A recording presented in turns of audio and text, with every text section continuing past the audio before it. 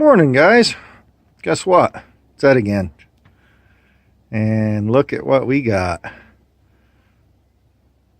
Probably total of maybe about 4 inches. I'd say you can see it laying there on that rail.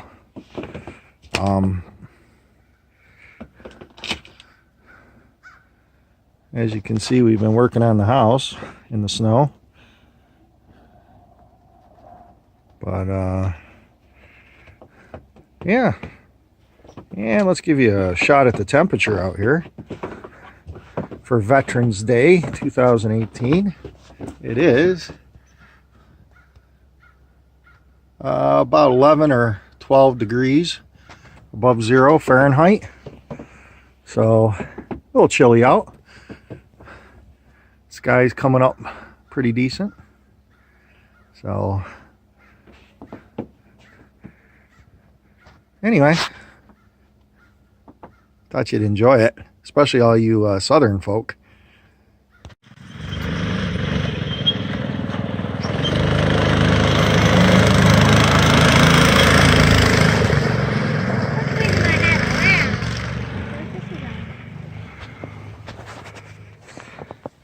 What do you think? Yay! Nice.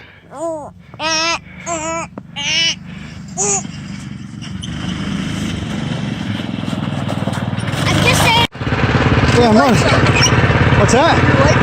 I know it.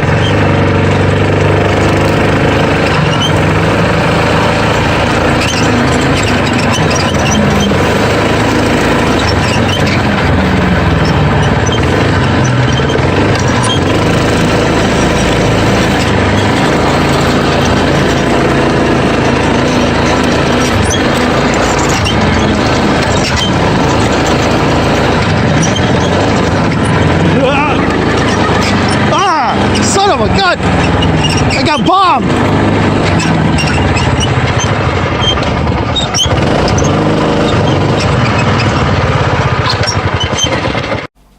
Hey guys, it's Ed again. Well, we're down cellar, and I don't know if I showed you this or not, but I picked this cabinet up across the road. This is half of it.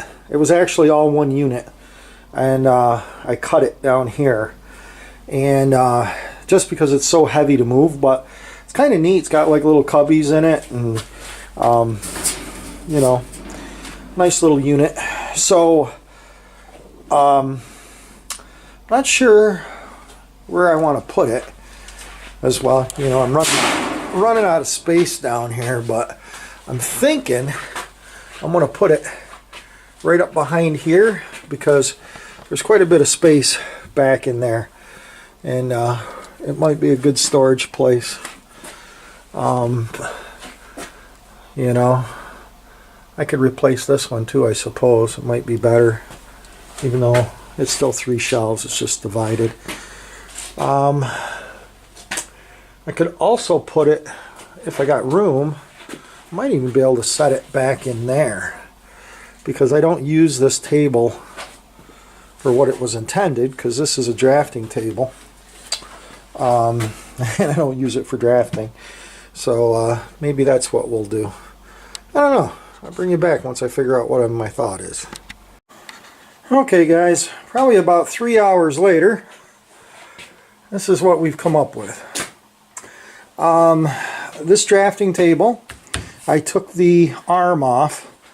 Not sure what I'm going to do. I don't use it as a drafting table, so it's a nice vernier if somebody needed one.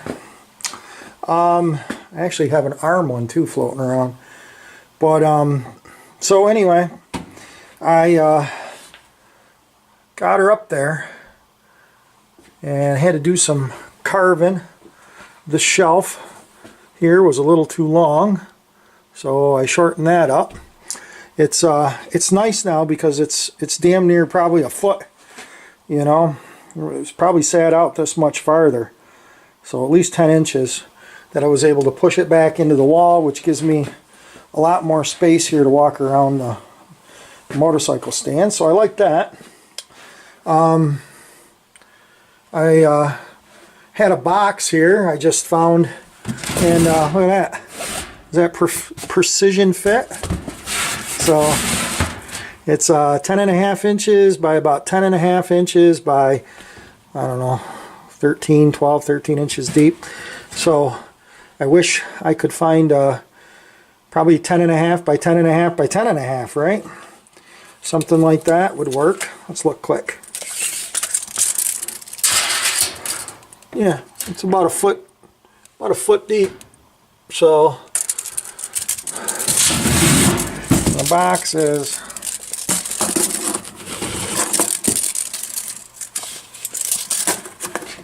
it's about 13 and a half, give or take. So, and that's pushing all the way to the back. So if we could find even 12 inches, would probably do pretty nice.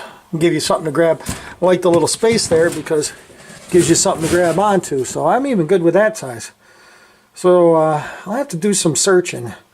Should be able to buy those, I would think.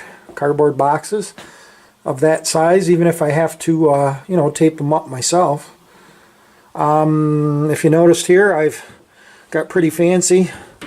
Run the cord over here, goes over to this outlet down in there, and brought this out so I can turn this light on and off. This light come out of the garage. This one works pretty good. It just doesn't like the cold weather, which is good because it doesn't get super cold down here. But it's really bright. It's old. Probably burns like 10 million watts, but it's a pretty nice light. And I got it plugged into here, so, and it works. It turns off and turns back on. Like this one over here, you shut this one off and the damn thing doesn't turn back on. Lights of America. Don't buy them. They're junk. I don't know what America it is. But yeah, so still got to clean up. I moved a lot of stuff. I had to get in here, vacuumed, took a lot of the sawdust that from the radial arm saw that gets back in there, and put my poster back in behind it, which is going to collect tons of sawdust, but I'm running out of wall space.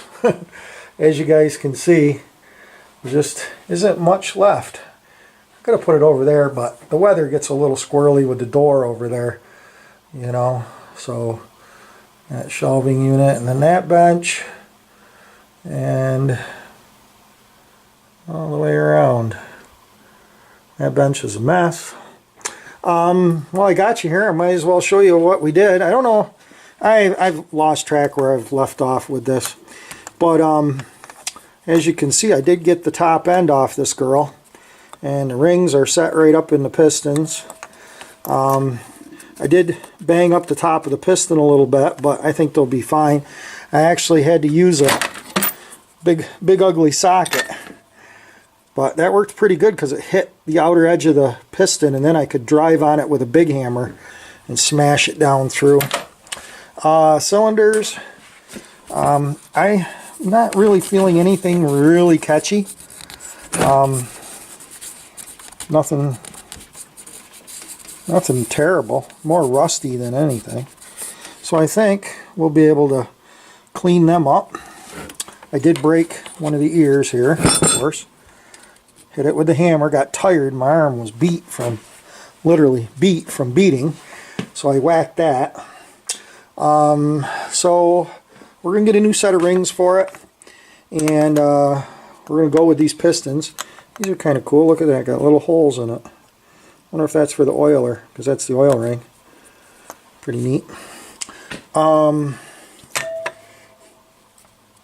them on the other side too. And anyway, that's kind of where we're at with that. So new rings, new head gasket, and I don't know. I might get a new base gasket. This one's still on there. I may just goob it up. Throw some goober on it, seal it up. I think she'll be just fine. All it's got to do is keep the oil from running out. It's not like a two-stroke where it needs it for compression. And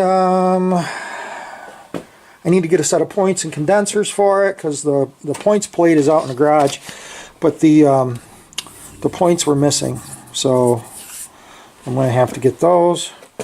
and points of condenser. The plate was there, but they took the points of condensers right off the plate. So I'll have to get a new plate for it. So anyway, guys, thanks for watching, subscribing, and commenting. And we'll talk to you later. Bye.